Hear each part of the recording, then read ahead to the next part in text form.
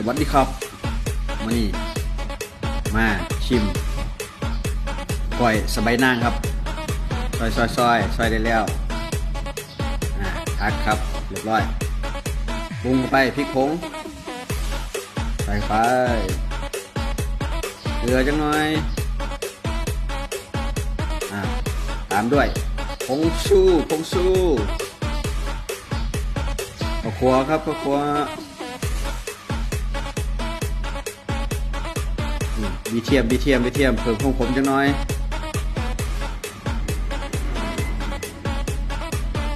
นี่แหละ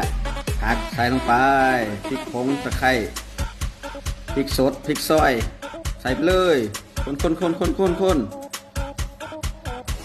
ผักโรยหน้าได้จังหน่อย